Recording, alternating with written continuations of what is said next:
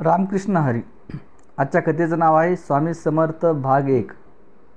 संत रामदास स्वामीचा जन्म इसवी सन 1608 मध्ये रामनवमीच्या दिवशी झाला. त्यांचे जन्मगाव हे जामसमर्थ, तालुका घनसावंगी, जिल्हा जालना हे आहे. त्यांचे मूळ नाव नारायण सुराजी ठोसर असे असून त्यांच्या आईचे नाव रानूबाई असे होते. स्वामी 7 वर्षाचे असताना त्यांचे वडील सुराजी ठोसर यांचे निधन झाले. नारायण लहानपणी खूप मस्तीखोर होते. दिवसभर गावात फिरणे व खेळणे त्यांचे काम होते. 7 वर्षाचे असताना त्यांच्या वडिलांचे निधन झाले. घराची आर्थिक स्थिती चांगली होती, परंतु नारायण लहानपणापासूनच विरक्त स्वभावाचे होते. एकदा त्यांची आई मस्ती व खेळाला कंटाळून त्यांच्यावर रागावली. दुसऱ्या दिवशी नारायण सकाळपासून गायब झाले. त्यांच्या आईला चिंता होऊ लागली. त्यांनी दिवसभर नारायणाला गावात शोधले, परंतु कुठेही पत्ता लागला नाही. संध्याकाळी जेव्हा थकून त्या घरी आल्या तेव्हा नारायण सापडले.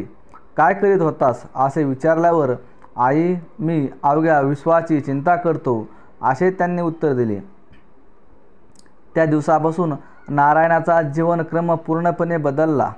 ते लोकांना आरोग्य व धर्मासंबंधी ज्ञान देऊ लागले. त्यांनी जागोजागी व्यायाम व योग करण्यासाठी व्यायामशाळा बनवल्या व हनुमानाची मूर्ती लावून पूजा करू लागले.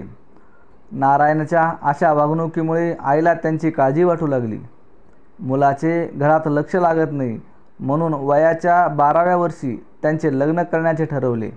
मात्र नारायणला मुळात कधीच लग्न करायचे नव्हते.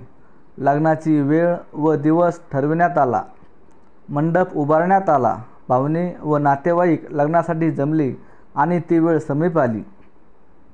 लग्न लावत असताना शुभमंगल सावधान असा आवाज त्यांच्या कानावर पडला आणि त्याच क्षणी नारायणांनी लग्न मंडपातून धूम ठोकली व ती जवळच्या नदीत उडी मारून गावाबाहेर पडली. तेथून पायी चालत ते नाशिकमधील पंचवटीला पोहोचले. नाशिकमध्ये आपल्याला कोणी ओळखू नये म्हणून त्यांनी स्वतःचे नाव रामाचा दास अर्थात रामदास असे ठेवले. रामकृष्ण हरी.